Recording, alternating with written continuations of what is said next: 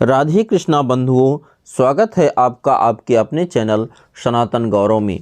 मैं हूं पंडित अनिल तिवारी और आज मैं आपको सुनाने वाला हूं दीपावली की कथा, जो कि इस प्रकार है। एक समय मुनियों ने सनत कुमार जी से पूछा कि हे महात्मन, अब आप हमें लक्ष्मी पूजन का कारण बताइए तथा साथ में अन्य देवताओं के पूजे जाने का भी कारण बताइए। मुनि की यह बात सुनकर श्री सनत कुमार जी बोले कि हे मुनियों, आप लोगों ने जो प्रश्न किया है उसे ध्यानपूर्वक सुनो। यही प्रश्न धर्मराज युधिष्ठिर ने भगवान श्री कृष्ण से पूछा था। तब भगवान ने कहा, हे धर्मराज सुनो। दैत्यराज बलि के राज्य में सारी प्रजा सुखी थी, किसी को कोई कष्ट नहीं था। सब लोग नियमानुसार रहते थे, यज्ञ आदि कर्म करते थे।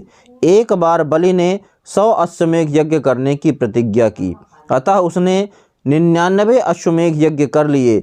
जब 100वां यज्ञ करने की उसने तैयारी की तो इंद्र भयभीत हुआ और सोचने लगा, अगर इसने 100वां यज्ञ पूर्ण कर लिया तो यह कहीं मेरा सिंहासन न छीन ले। अतः भय से कांपता हुआ ब्रह्मा, रुद्र आदि देवताओं के साथ क्षीरसाई भगवान विष्णु के पास पहुंचा। वहां सब देवता, अनेक पुरुष और भक्त आदि मंत्रों से भगवान की स्तुति करने लगे।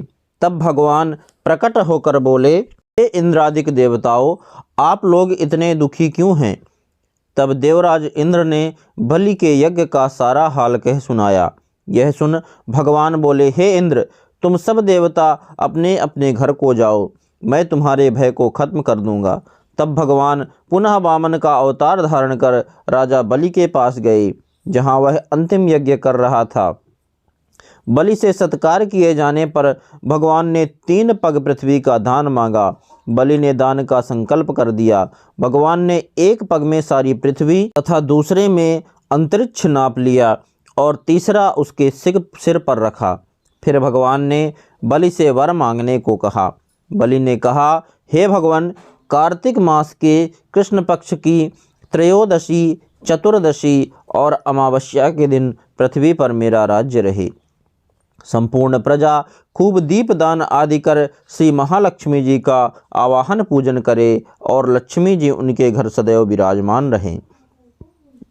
और जो श्रद्धानुसार पूजन ना करें उन पर लक्ष्मी जी कुपित हों और दरिद्री होने का शाप दें। इस प्रकार भगवान ने सब देवताओं को भय से मुक्त कर अभय दान दिया। इसी कारण से लक्ष्मी जी के साथ साथ सब देवताओं की भी पूजा की जाती है। भगवान बोले, हे राजन, मैं तुमको एक कथा और सुनाता हूँ, ध्यानपूर्वक सुनो। मणिपुर नाम के एक नगर में एक राजा राज्य करता था। उसकी स्त्री बहुत ही सुंदर, सुशील, सर्वगुण संपन्न और पतिव्रता थी।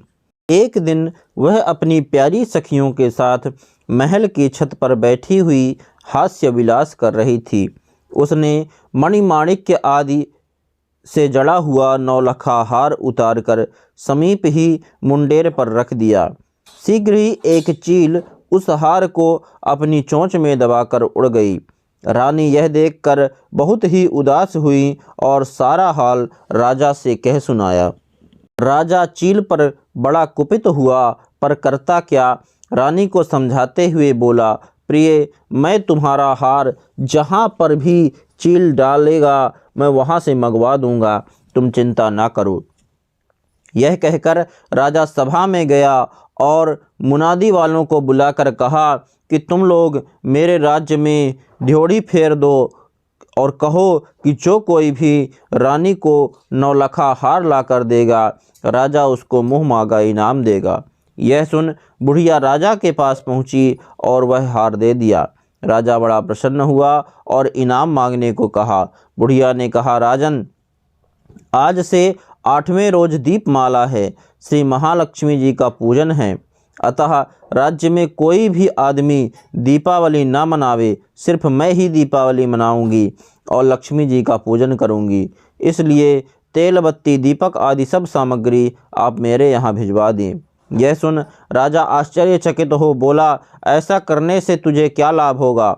बुढ़िया बोली, आज के दिन व्रत एवं लक्ष्मी पूजन से तथा दीपदान करने से लक्ष्मी जी प्रसन्न होती हैं और उसके घर सदैव निवास करती हैं। राजा ने कहा, यह मैं भी करूँगा। बुढ़िया बोली, पहले मैं करूँगी, बाद में तुम करना। ऐसा करने पर राजा और बुढ़िया के घर अतुल संपत्ति, धन दौलत, हाथी घोड़े आदि हो गए।